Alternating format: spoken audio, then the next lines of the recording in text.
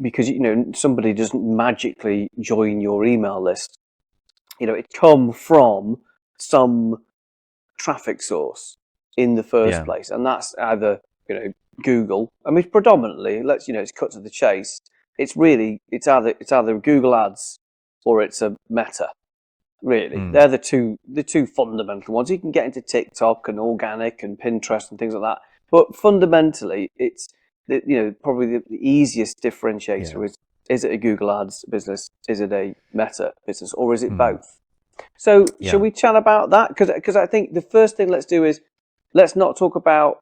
We'll come on to when to introduce other channels and when not to bother. But let's start off with that. Going back right to the start. When we say, why do we say, that business is a Meta only business and that business is a Google only business, or that business is a both? So,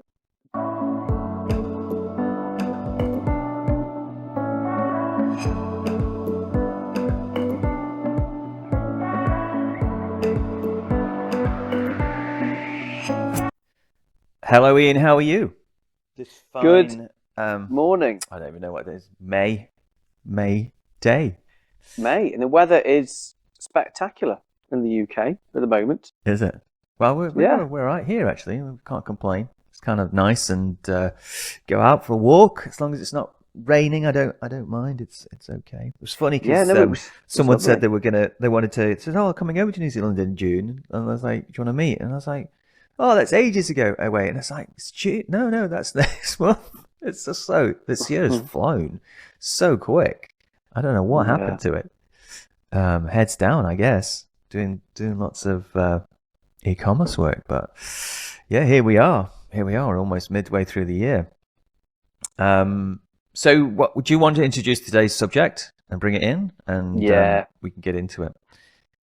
We'll introduce it. So talking about channels, marketing channels, really, what marketing channels to use when, for different types of businesses. And the reason I wanted to introduce it was just to get my overall point across that sometimes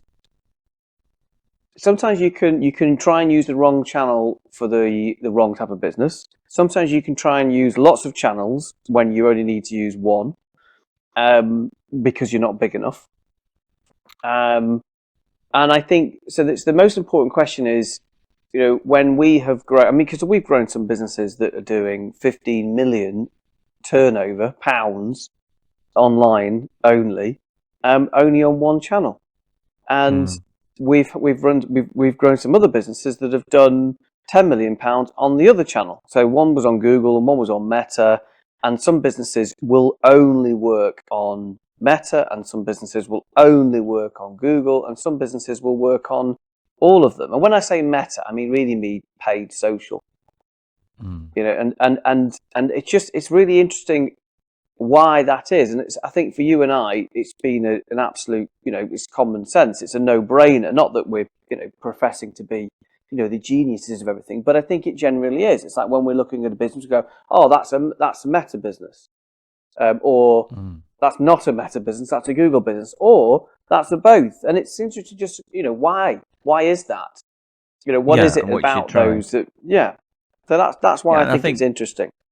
A couple of mistakes, like I think people get to a certain size in e-commerce and they think, "Oh, I should be doing everything," and you can very easily overcomplicate your life and business without adding any value. And it's a case in point.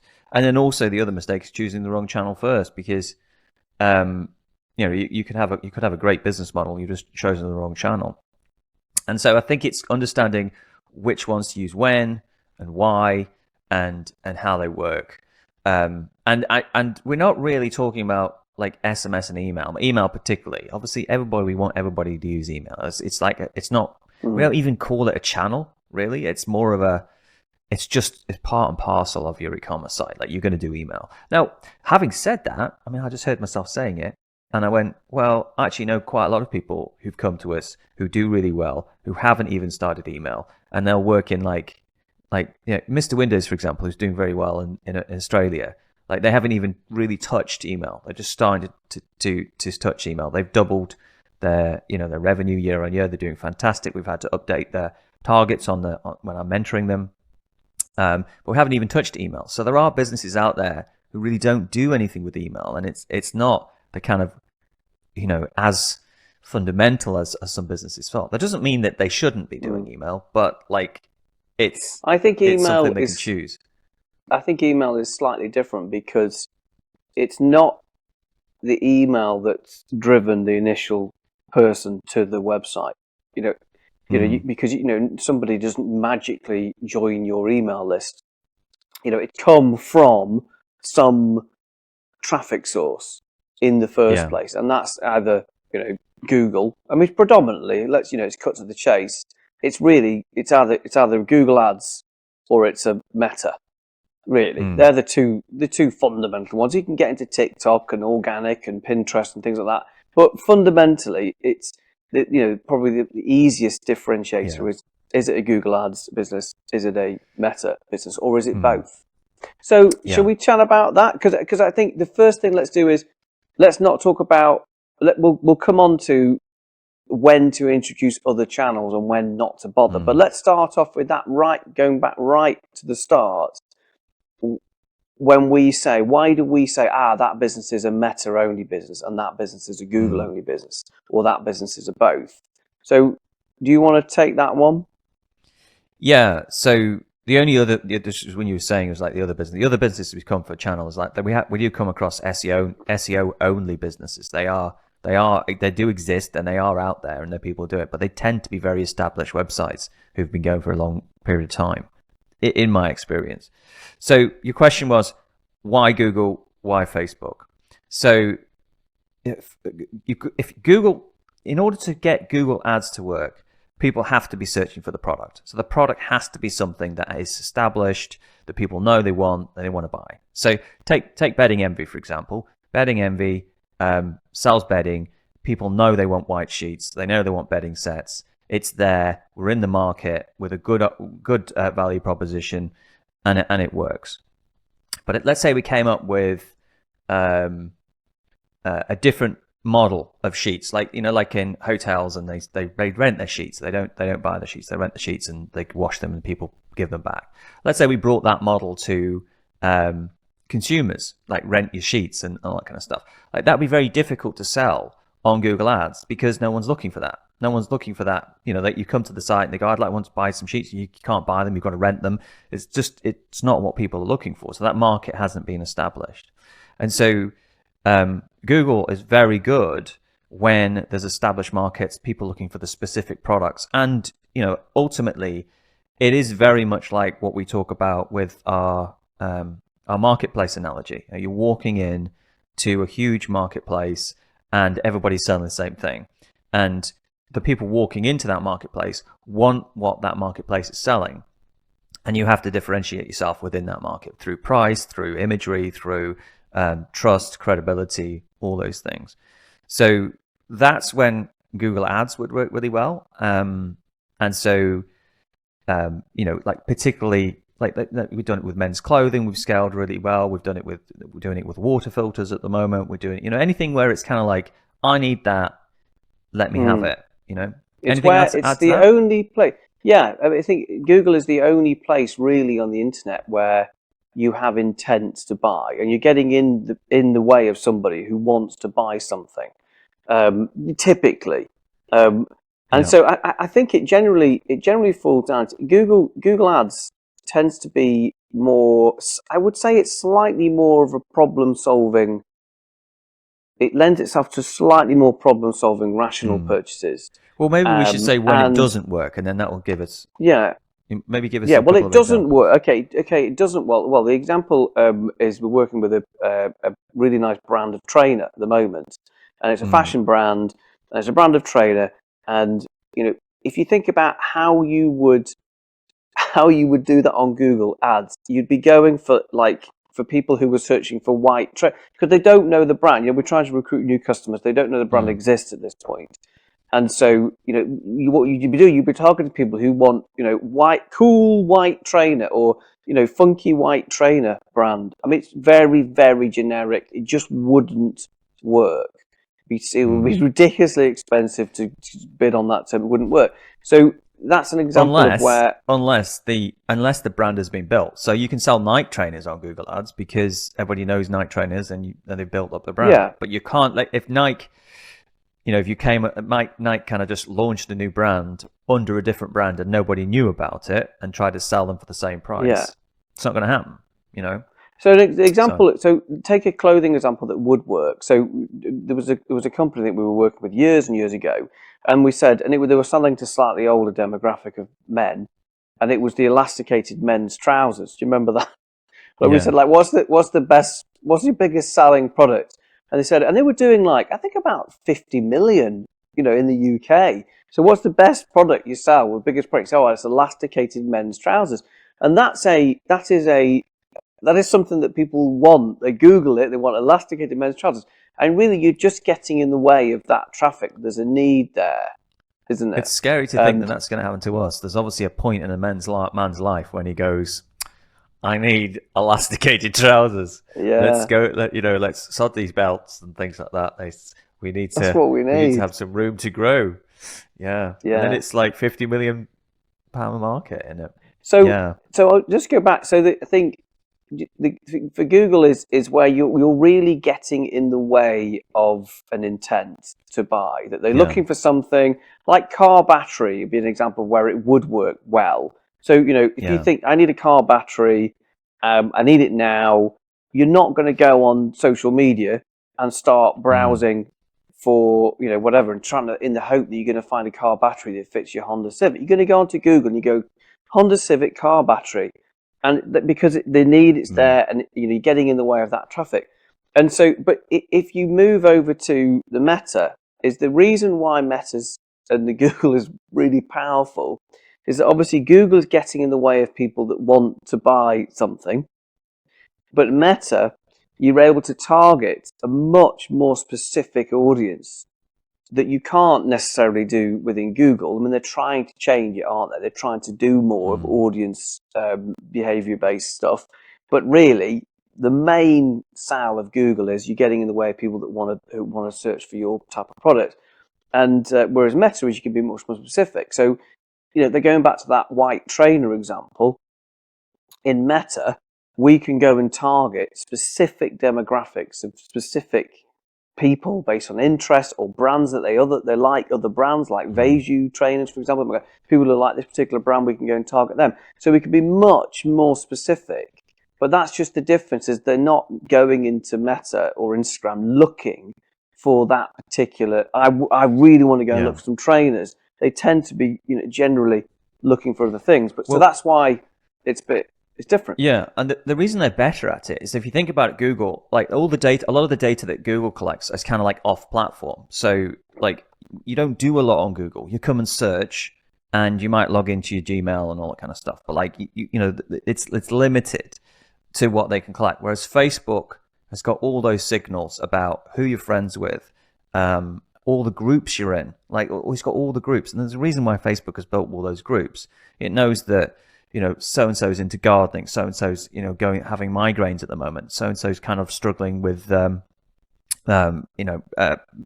menopause, all those kind of things. Those groups are there because they're able to kind of differentiate with those people. And the thing about Facebook is all that is happening on their own platform. So no one can come along and go, oh, you can't use this data because it's coming from a third party. It's like, well, no, that's on our platform. We've got that data about all those people.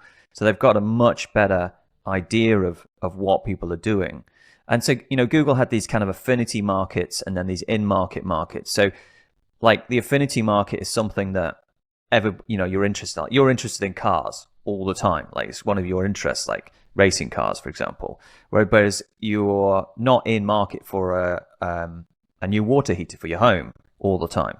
That's something that those two things. And I think Facebook is much better at actually understanding the affinity markets and in markets. Like it knows exactly who's about to buy something because it's pretty much got the Facebook pixel on everybody's website. So at least it can tell what websites they're going to. It might not be able to tell as much information about whether they've bought it anymore, but it certainly knows what they're doing, what they're talking about, and which groups they're joining in. So there's a lot more to it.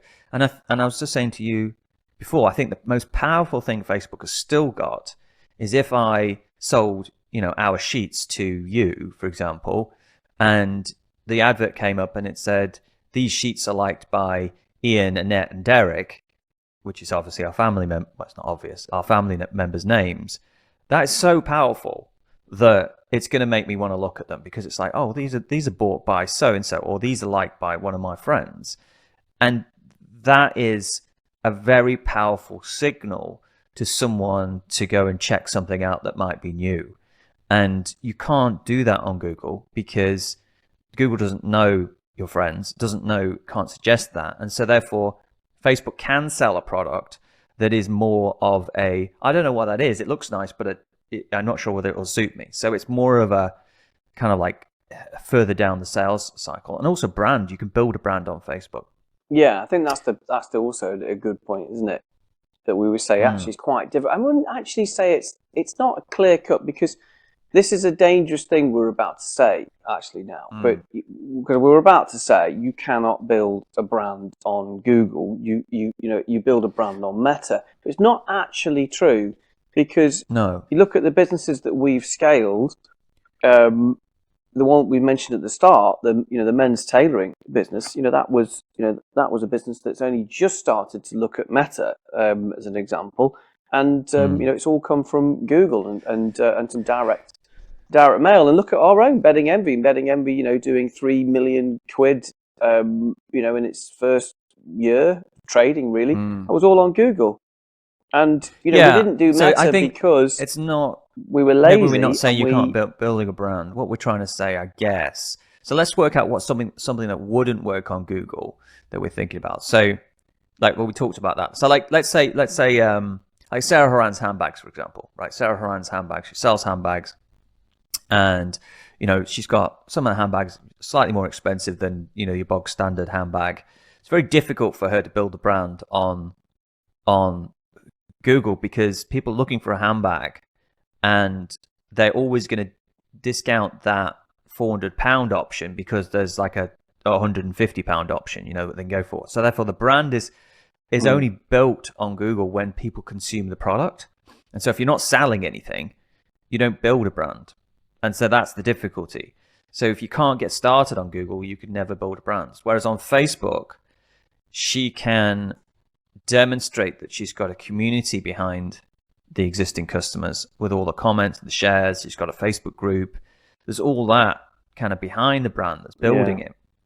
And so therefore people become more interesting. I think you can tell more of a story on Facebook. You can have a longer copy. You can have videos. Just thinking too, I was thinking about the cosmetics brand. The cosmetics brand that's doing about 10 million quid, and they're selling a particular product. It's face cream, and you can buy this face cream. It's got a certain active ingredient in it. It's a face cream. You can buy it on anywhere for 10 quid, and they're selling it for £70, and you can get it for 10.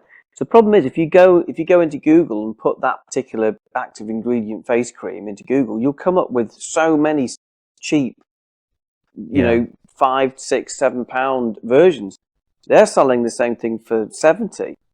And so there's no way they can use Google to recruit new customers, because it's literally really just taking a much cheaper. You do tend to find actually that Google Shopping, you remember the furniture business that was doing about 25 million, wants to get to 50. And we said that every category that we're doing, chairs, sofas, tables, coffee tables, in every category that was dominated by Google Shopping, it tended to be the cheaper range.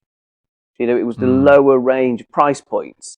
So we said, look, if you really wanted to do well with stools, you really got to you've got to have a stool at £80 and yours are at £150.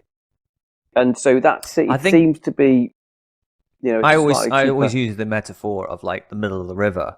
So like, there's always not necessarily the cheap, and not necessarily the most expensive, but the middle of the river flows fastest. And that's why if you look at any market on Google, Like if I'm trying to sell sheets, for example, again, like there are expensive sheets for £100 and there are cheap sheets for £20, and then the majority of them are somewhere in the middle. And Do you know what though? if hmm? Sorry, I'm interrupting you, but the reason why we can do it for sheets is because we're targeting Egyptian cotton 800. Yeah, That's but for why the we can market, do there is it. there is a market price for that in people's mind. People know that a very expensive Egyptian sheet's up here, a cheap one's down here, so there must be something wrong with it, and so that's where most of them are. So there's a middle of the river for each market, and I think it's difficult. We've always struggled to come into the Google marketplace with a far side of the river, which is the most expensive product, and try and sell that on Google, because it's that water over by the river moves so much slower than in the middle, and you just don't get the volume. And so, like, you can be a little bit more expensive and justify it, but you've just got to not too far away. So, like the handbags, for example, like if you go onto you and go to like leather handbag, there's going to be a middle of the river price for that, and if you're coming in at £500, you've not got enough space to justify that cost, and so that's when you struggle to scale on Google. And a lot of those brands, they build the brand on Facebook, and then they mop up the brand traffic on Google, and so much so that a lot of those brands eventually you do have to do Google, because otherwise, on your brand name, you get all the eBay listings of people reselling your products on your Google, and you actually miss out on those first time customers. We actually did a test on that for someone recently, and we stopped all Google, and customer recruitment went down because everybody was kind of like getting convinced on Facebook to buy it. Well, not everybody, but some people were, and then they were going to Google to see what happened, and then they could go and get secondhand ones of it, and it's like, oh, that looks good, I can get it half price. Well, the goal in that, so just going back to the white trainer company that we said, look, you can't build a brand, you cannot recruit customers on Google, but actually the goal really is that you launch it on Meta and Instagram and push it out there, and then you mop up the traffic that comes in Google.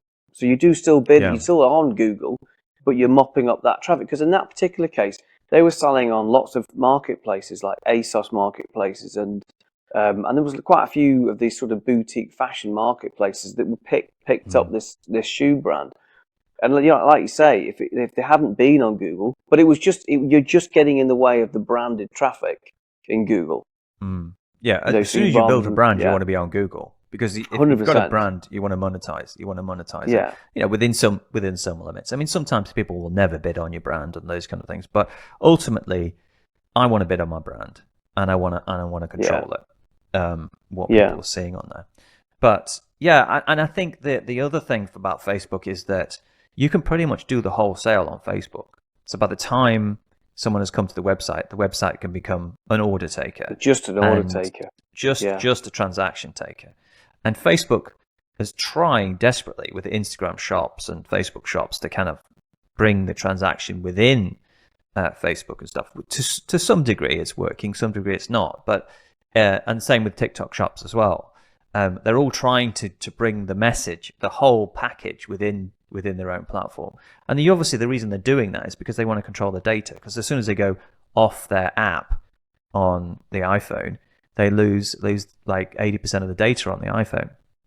And so they're trying to bring the shop into the store. But the trouble is with that is that a lot of people, people spend a lot of time making their stores really good, work really well, and they're very good at shopping experiences.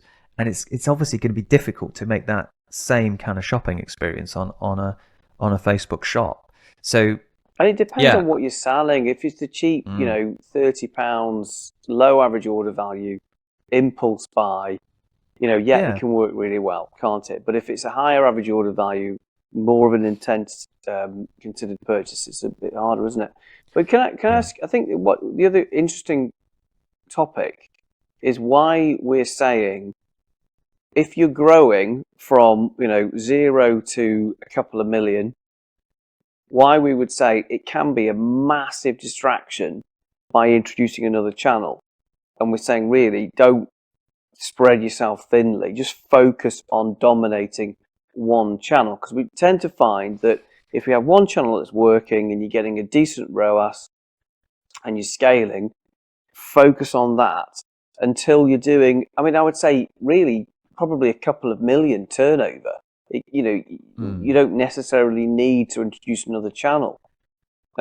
Yeah, and I think that like it feels like that with Betting Envy that we should introduce the second channel now. Like, yes, it does. It does. But that's only about 3 million. because I think that's because bedding is an area that can work on both Google and Meta, and whereas it is wrong to say that that's the case for all businesses. Like that shoe brand. Well, water filters, for example, it's not going to work for water filters. And it's very car niche batteries. Based. Yeah. GSF. They're doing I don't know, 50 million, 60 million now, and why would they ever go on to Meta when they're selling serviceable they used to do items? A little bit of Meta. They just post. All they do is post the deals, and they post the deals, and then they get a little thing. But it's not an acquisition. That's for existing customers, I think. Yeah. It's just getting the message out of whatever the deal is, and they're a huge company now. They've got branches all over there. Do you know what? I would say that would work in the same way that email would work, because it's an audience. They built an audience around themselves on email and an audience around themselves on Facebook, and so really they're just if it's the same as email, I think you've got to. The question to ask is, will Facebook work? Does Facebook have a signal that I can use? So if you're selling something, that there is a group in Facebook that talks about the thing you're selling, then it makes sense. So I was talking to the hotel people, the hotel suppliers we're working with. Great company, growing nicely. Not been spending a huge amount on paid. Still got, obviously got a lot of potential to grow. And he's looking at Facebook because I said to him, are there groups on Facebook where hotel owners and B&B owners get together and talk about how to run a hotel and how to do a business? He says, yes, they are. He says, and there's lots of them. So it makes sense that you can go onto Facebook and recruit those people because those groups exist. Whereas if I went, are there groups, like water filters is a good example. Are there people talking about what water filters to put in their house? Like, there might be very kind of niche groups talking about health or something like that, but the majority of people that Ed is the guy who sells water filters. Like, there's just not enough of people kind of going, oh, I need a water filter to replace my kitchen sink filter. It's like, what's going on? Facebook doesn't know that data, and so it can't jump on that person to kind of say, oh, this person's just about to buy a water filter. So it's you've got to think about whether or not your business is an in-market thing or an affinity thing. So like the hotel one, people are always going to be interested in running a hotel because that's what they do. They run a hotel. They are an affinity, and they're always going to be needing products. Whereas someone with a water filter, that's an in-market thing. Like, they're only going to be in the market for a water filter when they need a water filter. So that kind of gives you the answer to whether Facebook or Google Ads. Can I ask another kind of question around Facebook as well? Because so where we've seen Facebook work, I think traditionally anyway, I think we kind of thought, going back in the day, that Facebook was great for those smaller, lower average order value, impulse, spontaneous purchases. They weren't necessarily looking for. I mean, the example was there was the company that was selling like the little household stuff, like the amazing mop that you could turn into a a vacuum cleaner, all those kind of sort of gimmicky things that you weren't really searching for. I made that up. That's definitely not accurate. Yeah, one cloth save your life. Yeah, that's it. The cloth that can go, that does all the like U-bend stuff and all those kind of things. Yeah, which I I can also actually bought regrow one. your hair. Yeah, doesn't work. But like those are the sort of things that you're not searching for on Google because you don't know exist. But you're browsing around Facebook and you go, this ad pops up of this amazing cloth. You go, oh my God, this is literally revolutionary. 30 seconds before, I didn't even know this existed. Now I need one now. Like I Yeah, it's like cannot. the I've got stuff to you get used to it. get in the So innovations catalog. Do you remember that? that's exactly right. That's exactly right. Yeah, Those sort of things have moved into. I mean, there was a company. Oh, it was Must Have Ideas, and they do really really well. And they were talking about the upsell at the end. When they yeah, had they were trying to get people to buy the Dipify upsell app, and they had something like yeah. 20% of their revenue came through this, and often it was to buy the same product twice. Anyway, that was a great example of a lower value impulse spontaneous buy that wasn't a big consideration. It was cheap stuff. It was easy, great. However, there's a lot of um, business that's done on Facebook. Actually, there isn't those lower value impulse buy that actually. I mean, take for example Sarah Haran. That this is a very long. That she's selling handbags for £400-500. It's a very long buying cycle, and that they're using Meta, Facebook, as a a community that they're inviting prospects into to join. That then gives this amazing, overwhelming evidence of all these people that are raving about these bags and doing all these different things with them. And that's an Mm. example where Meta is also great for that long tail. It isn't just the spontaneous, quick stuff, which I think Yeah. historically possibly people thought it was. Well, I think the problem with Facebook ads for us was that we've been in e-commerce for so long that when Facebook came along and they started ads, they were dreadful. Like there was nobody making money from them. It didn't work, and then it just suddenly about 5 years ago got amazing. Like it just got incredibly amazing. And it was probably the same time when they rolled out the pixel onto everybody's websites and they got the data and they could see everything. And it was also a time when they had all the data that hadn't been blocked. And it got amazing. And like because we'd been burnt with Facebook ads earlier than that, we didn't jump onto it as soon as we should for some of the brands because we were like, oh, Facebook's rubbish, it doesn't work, no, no, no, no. And also the demographic that was on Facebook, it was a bit like TikTok at the beginning. TikTok was just full of young people, completely like young, like 13-year-olds, like and the older demographics weren't there. So you like take someone like Brooke Taverner and you come along and you try to do Facebook ads like 6 years ago. Their demographic, which is a man like over 45, they just weren't there at all, and now they are. And so things change. And algorithms change and things move on, and you've just got to roll with it because essentially there's like everything's moving so fast in terms of AI and tracking and all this kind of stuff. On one hand you've got the powers that be are trying to remove all the cookies and remove from your privacy and all that kind of stuff. On the other side of it, you've got the advertising engines like using AI to massively be able to understand who you are and what you're doing. So ultimately, it is getting better, and you can sell more things on these platforms.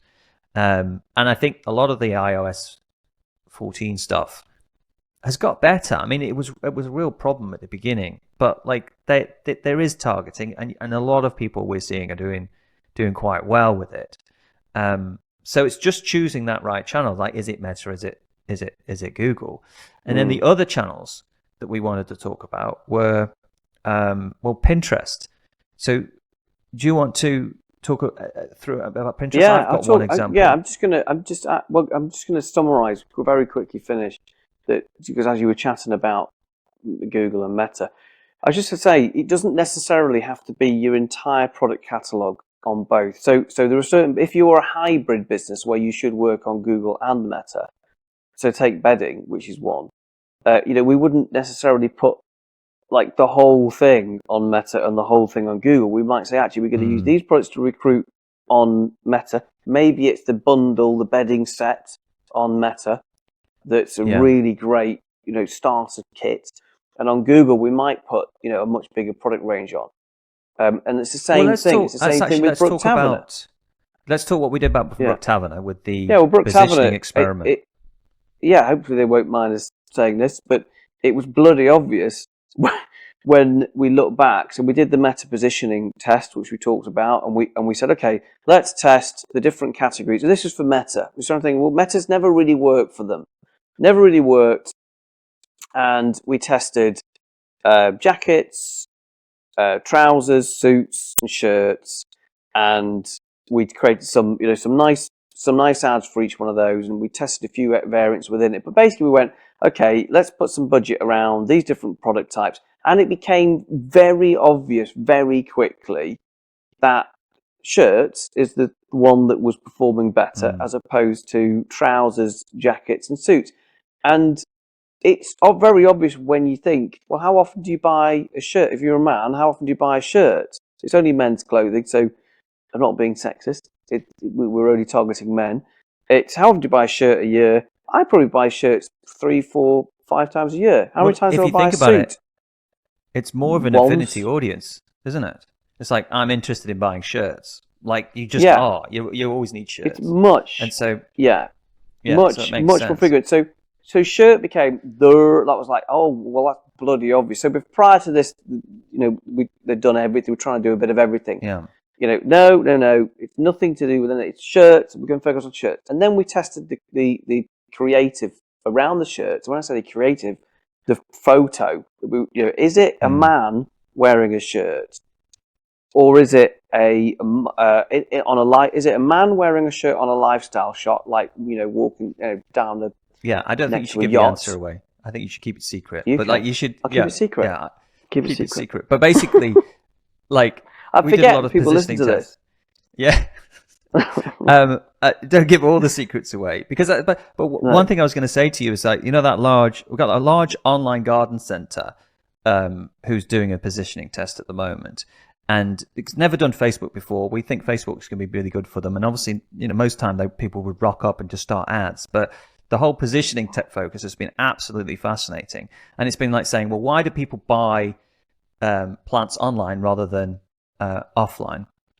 So we set up like 5 different positions and with 5 different creative tests, and we've been pushing those, and the results are like light and day. It just becomes so obvious what angle to use to sell plants online. And like when I'd looked at everybody else's ads in America, Australia, and the UK, everybody's been pushing how easy delivery is.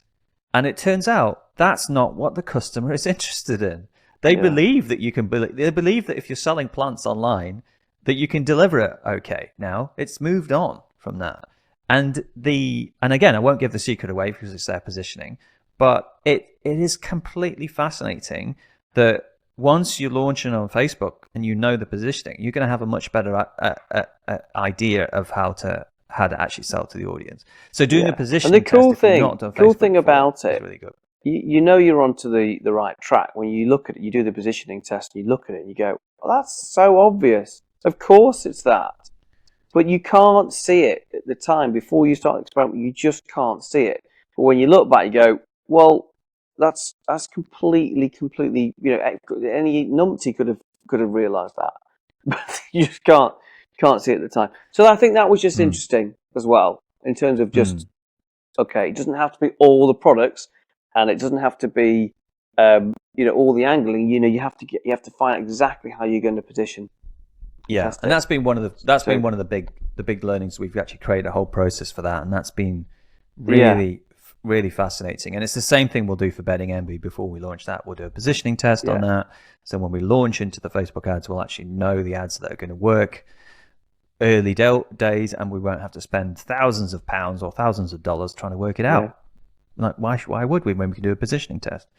So I'm just going to talk quickly about Pinterest, because you're in e-commerce for a long time, and you just think that that's a 2-track pony, and then someone comes along and they're selling everything through Pinterest, and Pinterest works very well for things where people have creative style projects. So this one was a company in New Zealand, and they were selling signs for cafes, like these kind of like I don't know what, these kind of cool hip cafes with a certain style, and they had all these Pinterest posts of that style, and people are on Pinterest. And obviously if you're opening a cafe and you want it to look a certain way, where are you going to go? You're going to go onto Pinterest and try and find the look that you want on there, and then you go, oh, that's the look that I want.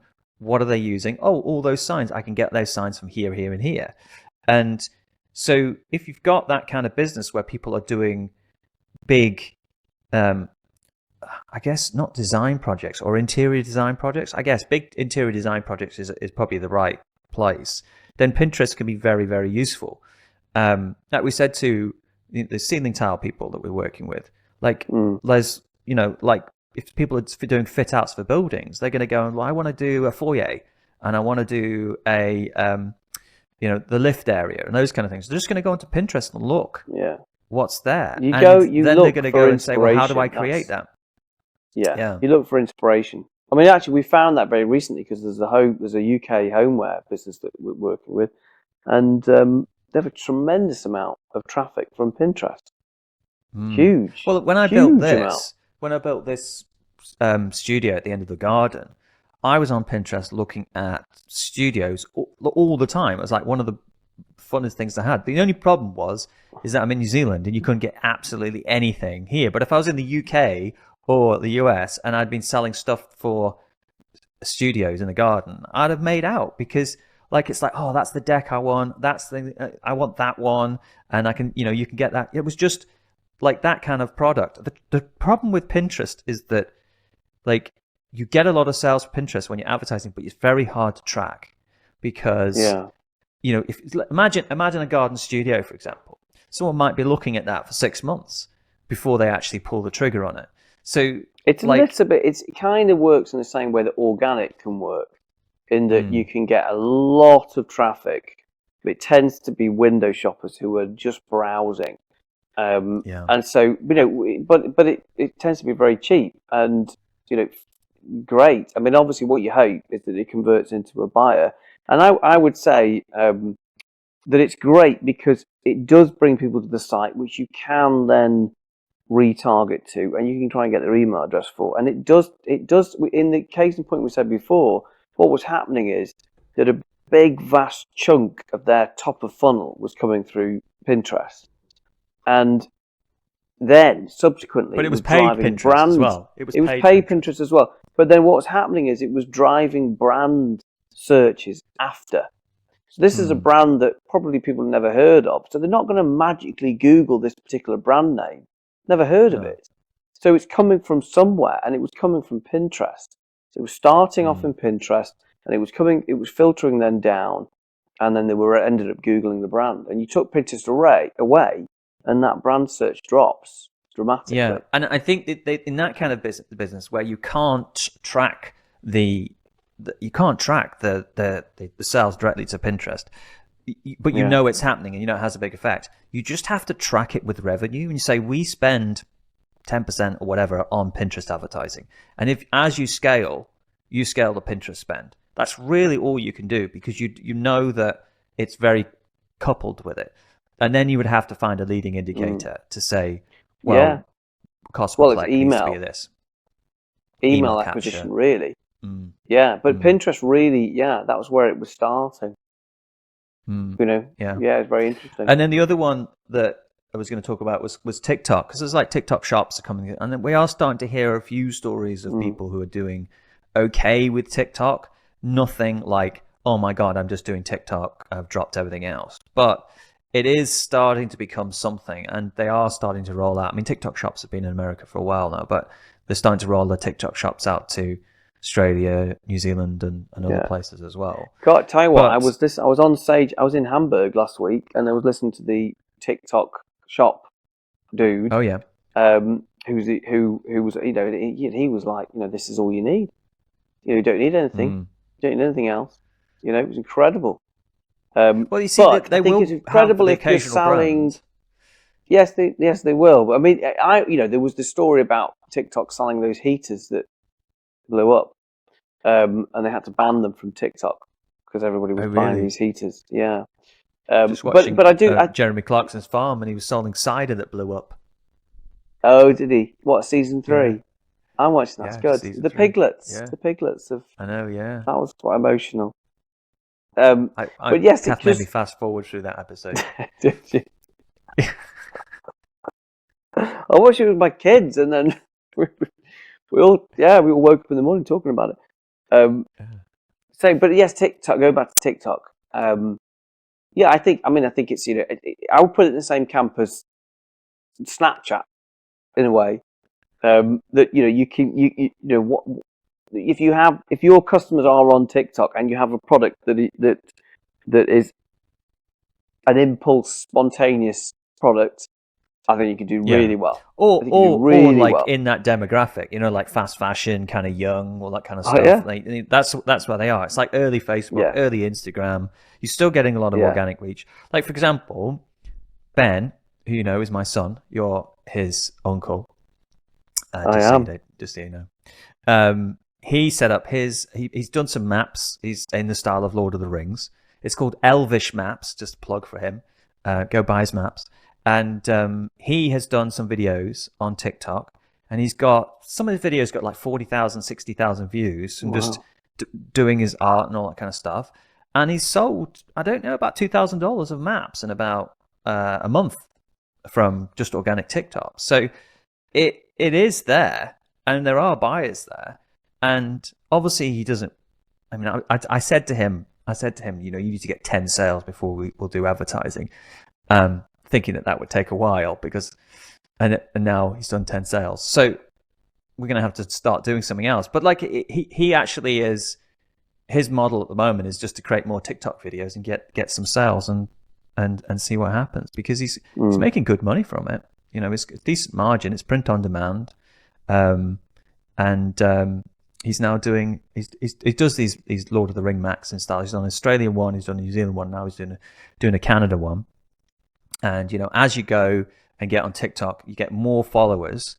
When you get a certain amount of likes, you can then get a link to your website if you've got a certain amount of likes. And then after a certain amount of followers, you can then get, you can go live streaming. So now we can live stream as well. So you kind of build on it a little bit. So it's very much organic based still. And you can get free traffic from it. Yeah. But where like, for example, when he posts his videos on Instagram, he gets nothing. It's all moved to paid. It's all paid, effectively. Whereas Instagram, the ASOSs of the world, when they built their businesses, Instagram was giving them free traffic. It was that kind of like that style. And I think TikTok is kind of maturing a bit. Obviously, God knows what's going to happen in the US, with it like being banned unless they sell it. So that's hanging. But I don't think it's going to go away, do you? I mean, no. I don't think that's it's going what to they go were away. saying on stage last week. I think it was.